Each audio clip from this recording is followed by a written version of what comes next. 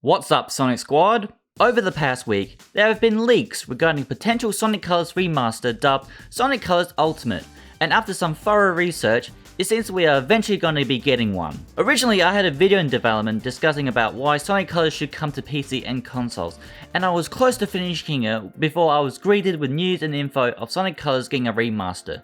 So I had to unfortunately drop the video because it would be irrelevant, and plus I made claims on it that I was so wrong about regarding consoles and whatnot. Basically, screw me because I'm Australian. But anyway, I want to discuss a bit about it, and since it'll be a remaster and not a remake, I want to discuss about what to expect from Sonic Colors Ultimate.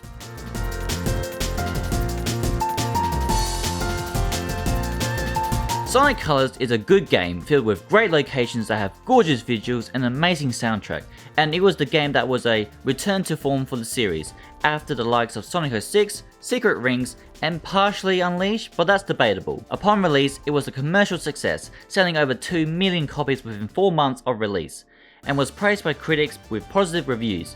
Nowadays, it seemed kind of a mixed package between the fanbase, myself included, but that's for another video. From a business viewpoint, it makes sense to bring the game to other platforms and to further to make use of their back catalogue, as it was a successful game, and plus, it'll be another Sonic game to play until the next Sonic game arrives. If it gets announced. Now, I want to quickly mention about Sonic Lost World, which got ported to PC in 2015. And it's been the only Sonic game to receive a PC port since then. Going from the Wii U to PC, there were changes in the process. With Lost World, the main changes to the PC version was full controlled support, high definition display with widescreen support, and locked 60 FPS, depending on what hardware you have. And yes, this is the process from platform to platform, not a remaster. But I feel like the same principal idea will be implemented with the remaster of Sonic Colors, as there won't be much to change from the Wii version to the PS4, Xbox, Switch and PC. With Colors, all that is needed is to upscale textures, high definition graphics display, play at 60 FPS, and hopefully high resolution cutscenes. There wouldn't be much of tweaking for controller support since you can play Colors on the Wii using a Nintendo GameCube controller, so switching that for PlayStation, Xbox, and Switch controllers should be easy and doable. Lost World on PC was able to run at 1080p, even 1440p at 60 FPS, so I believe that we'll be getting a similar result while running at 1080p 60 FPS, maybe even 4K at the max, but I think 1080p is the base that Sega should be aiming for.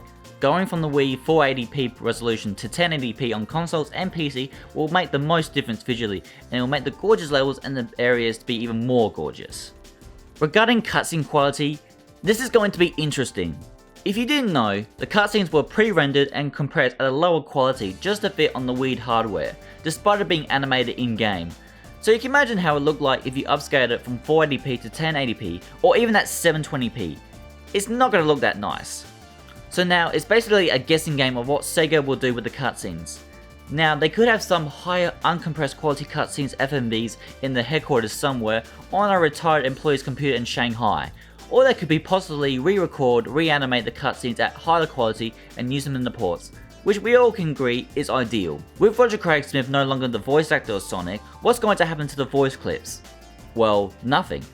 I don't see any reason why they would replace Roger Craig Smith's voice with the next new Sonic voice actor, which we don't even know if a replacement has been decided yet. Sega didn't replace Sonic's voice for Sonic Adventure DX and Sonic Adventure 2 when they arrived on Steam back in 2012, so why would they now? Wouldn't make any sense, unless it was a remake, which it's not. This was Roger Craig Smith's first major Sonic voice appearance, if you exclude Sonic Free Riders, which came before Colors, and personally I think he did a decent job portraying the Blue Hedgehog, despite the script kind of being a bit meh. Since Sonic Colors on the Wii plays at 480p, this makes certain parts of the HUD and UI compress, such as the light and ring icons, leaving some artifacts on the edges, which if you zoomed in, it appears pixelated. Now that won't look good on today's platforms and consoles, and that wouldn't be accepted, so hopefully and surely that they'll be upscaled properly and be a higher resolution to make it clearer and neater. Now, could they possibly redo the icons with a newer, modern look, just like they did in the 2012 HD port of Sonic Adventure 2? I wouldn't be against it, but I reckon they'll stick with the Colors look, as it still looks great even 10 years later. Dare I say it, it's one of the best looking HUDs of the series. Just a simple reapply of a fresh coat of paint to make it stand out more beautifully. I reckon they'll use the same engine, the physics engine. Fun fact, Colors use the same engine as Secret Rings and Black Knight. It just means that it'll be easier and quite possibly quicker for remastering the game onto more powerful consoles than the Wii, and it will retain the same lighting that Colors use. Granted, they no longer use the engine after Colors was released, but could still be around on someone's computer, or another newer, updated engine will be implemented. I think using Hedgehog Engine 2 to port Colors may be a far-fetch, especially if they're using all their resources for the next Sonic game, but hey, I could be wrong. Reason as to I believe this, as Hedgehog Engine 2 is way more superior and advanced than Hedgehog Engine 1, let alone the physics engine, and that the lighting is vastly different in the technique used for what Colors showcased. While Forces didn't take full advantage of the Hedgehog Engine 2, newer Sega games that uses Hedgehog Engine 2, such as Sakura Wars, have showcased the potential of what the lighting engine can do. With Colors, it has a specific lighting choice for the art style, which suits it very well, and I don't know if the Hedgehog Engine 2 can fully replicate that accurately.